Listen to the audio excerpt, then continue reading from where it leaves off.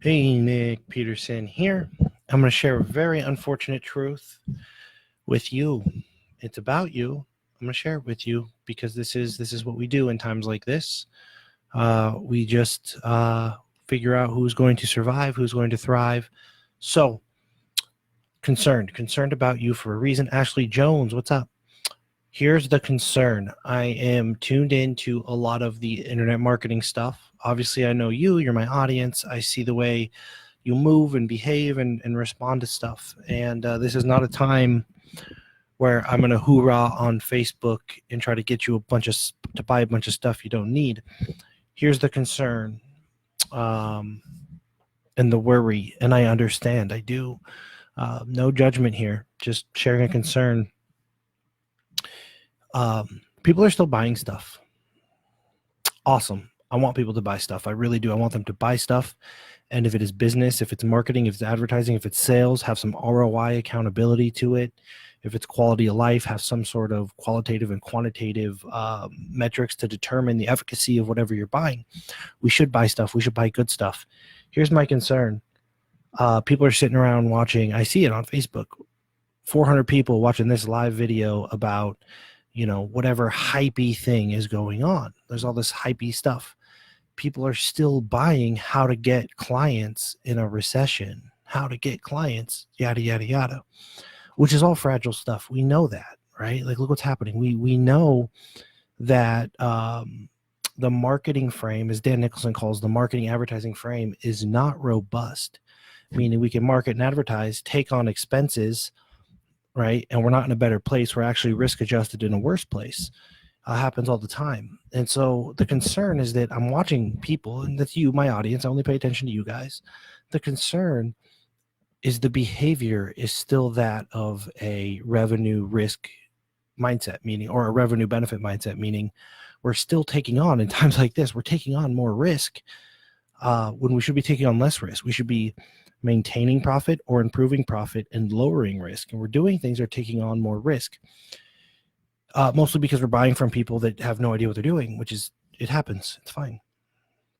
But here is the concern that I have is I said, hey, tomorrow, that's today, and Friday, we're going to talk to some of the smartest people on the planet. I mean, we're talking about people that manage $37 trillion in assets, and they've already been risk adjusted, meaning they're prepared for the recession. It's not really going to hurt them. That's appealing, right?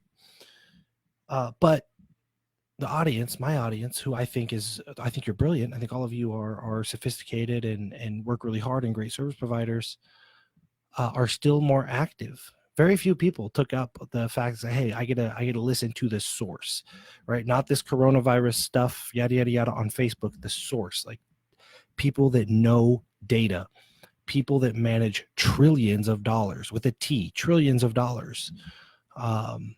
And through my partner and good friend Dan Nicholson, have access to Bernstein, Bank of New York, yada, yada, yada. The people that actually know how to handle this stuff and have done so for centuries, right? Not like 3 years, like who ran a Facebook group for 3 years. Let me show you how to recession-proof your business. We're talking about centuries of wealth management. And crickets. It's very concerning to me. I just want to bring it up. What you do about it, your choice. But the fact that I say, hey, I'm going to put real information, real experts, and give you an opportunity to have a real dialogue with people that only the world's billionaires ever have access to.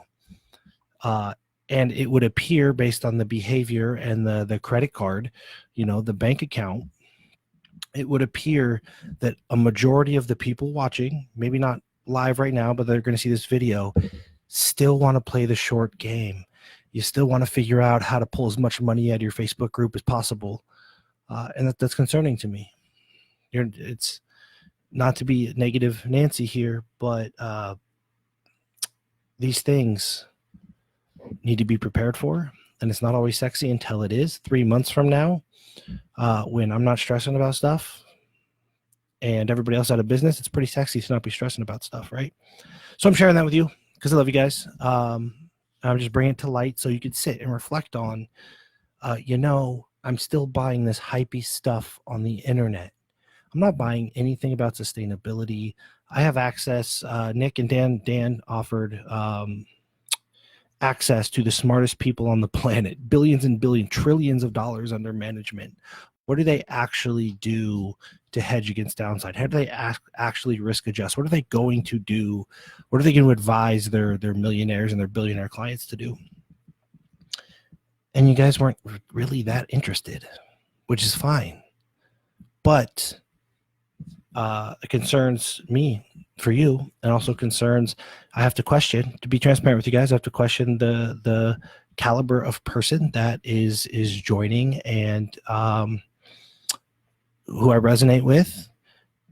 Frankly, if you're more interested in how to pull $1,000 out of your Facebook group tomorrow than how to have a sustainable business that helps you sleep well at night 6 months from now, this is not the ecosystem for you. It's just not, and that's okay. There are plenty for you, and I have no judgment, no positionality. I do whatever, but that's the concern. The concern is my audience. That's you, Mike Mark. What's up? I'm watching your buying patterns. I'm watching your behavior. I'm putting stuff in front of you, and you are consistently more engaged and more willing to purchase things that are fragile, that are short-term, that are quick wins, that are not fundamental. And so in 90 minutes, I'm going to go live with Dan Nicholson, and we're going to talk to Bernstein. And then tomorrow at the same time, we're going to talk to Bank of New York. Multimillionaires and billionaires would be all over that because they pay a lot of money for that access so that they can be risk adjusted and survive these periods and grow through these periods. The fact that it got very little engagement, very little interest outside my private group was all over it. We got a bunch of people coming. But this public group, I'm just telling you to look in the mirror and say, hey, what am I reacting to? I'm watching 43 videos today on how to market this, how to sell this, how to recession-proof this, from somebody that's never been through a recession and doesn't have, more than 8 months of experience. And then we say, hey, do you want to talk to the greatest wealth managers on the planet? And you're not interested. So I'm not bummed about it because we got a lot of people coming. Obviously, Dan's private clients are invited. My private clients are invited. So we're going to have a nice turnout. But you should look in the mirror if you're watching this or if you see this. And I don't want you to buy anything from me. I want you to think about, how am I behaving during this time? I can say that I care about the long game, but what are my buying decisions suggesting that I actually care about? Because it seems to me a lot of people really just care about trying to get famous or make $1,000 today to cover some expense that they probably don't even need. Think about those things. Cool. Check out, I'm about to sell a thought bomb. It's long. And working on the April newsletter, which is going to be, it's going to be a heavy hitter because I've had a lot of time to write. Cool. You guys are awesome. Ashley, Jonathan, Finn, Lucas, Chris, Lily, Tina, and Mike Mark. I love Mike Mark. Dude is like, I don't even know where he is in the world right now. But Mike Mark's good people. Go follow him.